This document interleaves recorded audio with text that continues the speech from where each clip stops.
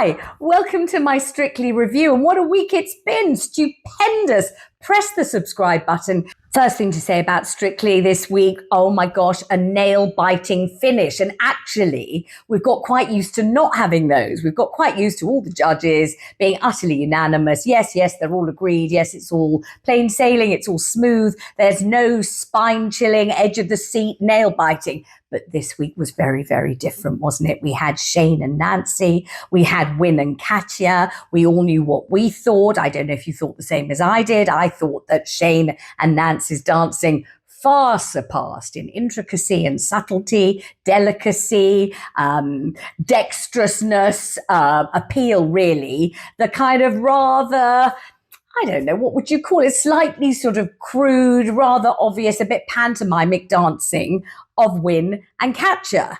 So when the first two judges, Motzi and Craig, said that they wanted to save Shayne and Nancy, I just thought it was going to be a clean sweep. And everyone I was watching with, we thought, well, bye-bye to Win and Katya. Then I suppose we shouldn't have been surprised because Anton had been so enthusiastic about Katya and Win. He said that he wanted to save them, and in comes Shirley. And we're wondering, what is Shirley going to do? And it happened that Shirley agreed with Anton, and it was goodbye to Nancy and Shayne. And here we go. Win and Katya survive another week. And there was something of an outcry, not least on my sofa, where we stood up to a man and to a woman and to a child and said, what? What do you mean? Win and Katya thumping across the stage? You've chosen them over Shayne, Nancy, in that very delicate and beautiful, rather entrancing dance. We were shocked. We were outraged. We thought of writing to our MP, but instead I am just telling you about it.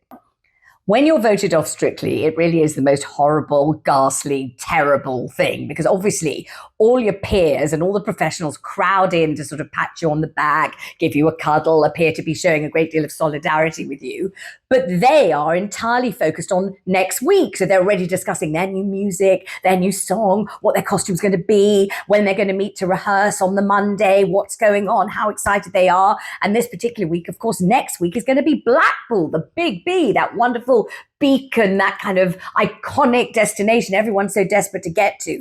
And you have just been squeezed, hugged, told you're going to be sorely missed, and then you just find yourself standing all alone with your discarded partner like a bit of rubbish blowing down an empty street as everyone else scuttles off on the Strictly bandwagon, which they're on, and you just sadly pack up your Strictly shoes, return the costume to the costume department, close the door on your dressing room, the one you're never going to see again, and rather miserably trickle out into the car park where your sobbing relatives are waiting to take you home in disgrace because you got thrown out. Or in my case, they weren't nasty, my relatives, but they were very disappointed. They really hoped I'd last a couple more weeks.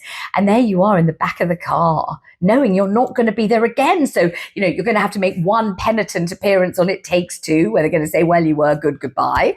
And when you're there on It Takes Two, you feel a million miles away from everybody else because they're in and you're out. It's like a bit like being dead. They're still alive, living the Strictly life. You're just relegated to the churchyard with all the other dead people who are no longer part of it. It's absolutely ghastly. And also, that by the end, no one will even remember you were in it except you. Horrible.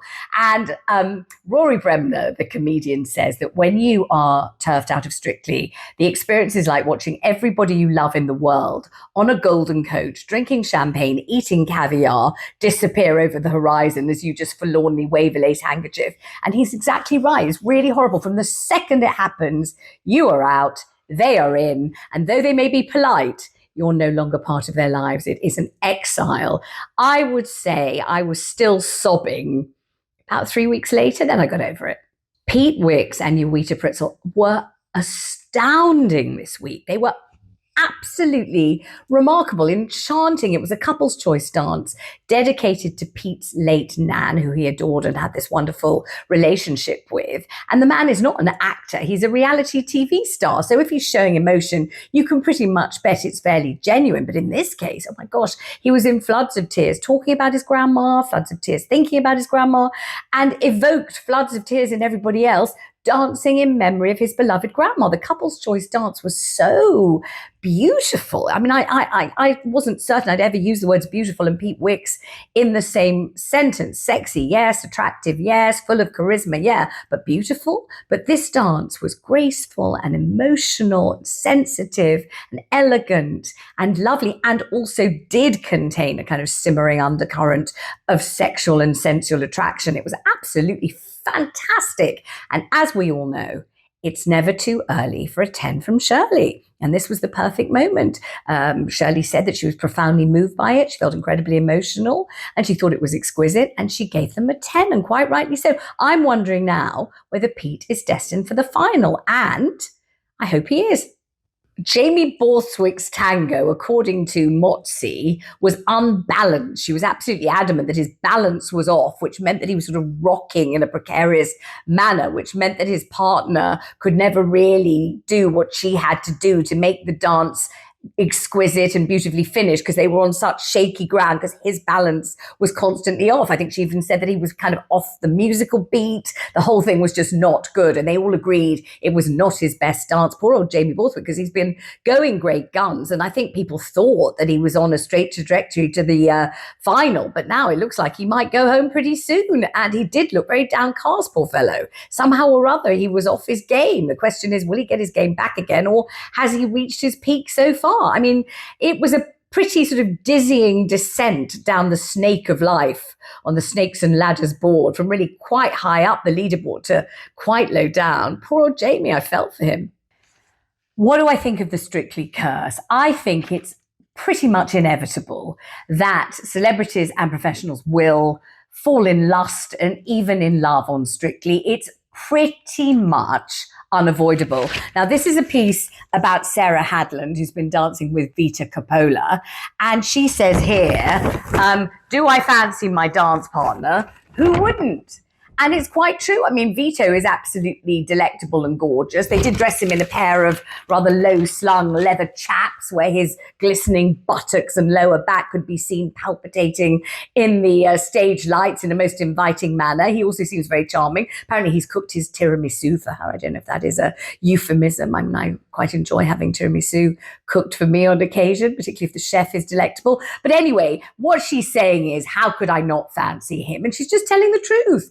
And I found, and I think every celebrity who's taken part in Strictly pretty much finds that you're in this unbelievably close physical relationship with someone who at the very beginning is a total stranger. You feel quite embarrassed, you feel a bit shy, you feel a bit weird. And if you're me, you're not even a good dancer, so you really feel awkward and kind of a bit sort of blushing with the sheer embarrassing humiliation of it all. And then within about 10 seconds, you become absolute best friends, because the two of you are battling and battling. You're on the same team. They're trying to teach you. You're trying to learn. You both have the same goal. You don't want to look like a total pillock on Saturday night. You want 14 million people to love you and vote for you. You're absolutely rooting for the same cause together. So you're united. You're so united. And at the same time of being so united, you're spending hours and hours and hours of every day together. Sometimes 10 hours, 15 hours in each other's embrace. You've never been up so close and personal with anyone at all, apart from your partner, for years. Suddenly there's this finely muscled, rippling biceps grasping you in the most manly embrace that you've ever felt. In my case, it was James Jordan. He's very good at a manly embrace, let me tell you. And within 5 minutes, they become your closest confidant. You tell them all your secrets in an incredibly indiscreet manner. Then they're your closest friend. You've never loved anyone more. You've never, ever felt so deeply connected to someone in your life. And then you fancy them and fall in love with them. How can you not? It's absolutely on the cards. If you have any sense or sensibility, you quite briskly snap out of it, especially if they've got a beautiful wife as James Jordan had, or you've got a nice partner that you actually care about.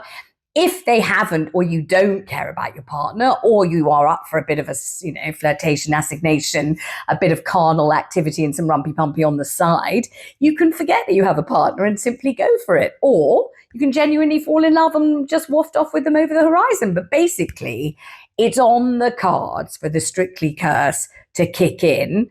And it's quite remarkable when it doesn't. The Big B is this shining beacon of allure that hangs over Strictly. Everybody wants to get to Blackpool. It is a legendary, almost mythical destination of beauty and joy and tradition. And it has this incredible dancing history. And if you hear Shirley Ballas talk about it, she could virtually burst into tears. If you ask Anton Dubek to talk about it, he'll probably burst into tears. And it is the best sprung dance floor in the world, bar none, in the most beautiful ballroom in the world, bar none. I mean, it is a superlative place and everybody wants to get to Blackpool. And if you do for the rest of your life, you can tell strangers on a train, well, I got to Blackpool. And they can say, did you make it to Blackpool? Yes, I made it to Blackpool. Did you get the glitter ball? No, but I made it to Blackpool. It's a very, very important milestone in the series. And actually, watching at home, we love it. The Blackpool episode has a special kind of resonance, a special kind of emotional quality. And we know that we've got the wheat separated from the chaff. The really good dancers are in Blackpool. The others, sadly, have bitten the dust. Now, I'm not one to sit on the fence, but we truly are spoilt for choice this Strictly. When you ask me, who do I think is going to win the day and take away the glitter ball? I think it should probably be Natasha Gowrie and Aliash, because she is the most enchanting and magical dancer. She's incredibly technically accomplished. He is a wonderful pairing with her. The two of them just look exquisite together and they deliver the most wonderfully transporting dances. They are stunning. However, it is known that she has a dance background. And usually in Strictly, those who are the most dance trained and the most closely to a professional don't win. They don't normally win, even if anyone would say technically they deserve to. They don't, because the votes at the end just mean no one can quite stomach the idea of somebody so steeped in dance taking away the trophy. So do I think Natasha and Aliash should win? Probably. But do I think they will win? Probably not. Who do I think might win if Natasha and Aliash don't? I think it might be JB, Gill and Lauren, because he's been through the difficult situation of having his partner change halfway through, and yet his dancing has just got better and better and better. He's so light-footed, he's almost taking flight. He really is a terrific dancer and also a very likable fellow. And also we all remember him from JLS. And also we just think, well, you know, gosh, he's tremendous to watch. So it might well be JB and Lauren, but Sarah Hadland, I think, has a shot at it. Sarah Hadland and Vito. I mean, they did that extraordinary cartwheel move, which Craig said surprised even him. He never thought he'd see that in his life, that she went into a cartwheel and then Vito seamlessly went into another, and it all turned into the most amazingly intricate kind of series of exquisite moves. It was really wonderful. Imagine if she won, and she's a woman of a certain age, and it would just be a wonderful victory if she did. Thank you so much for watching this week's Strictly Roundup. Now, you did ask me lots of questions last week. I will be answering them in my next YouTube video. Press the subscribe button. Any more questions, put them on and I will answer.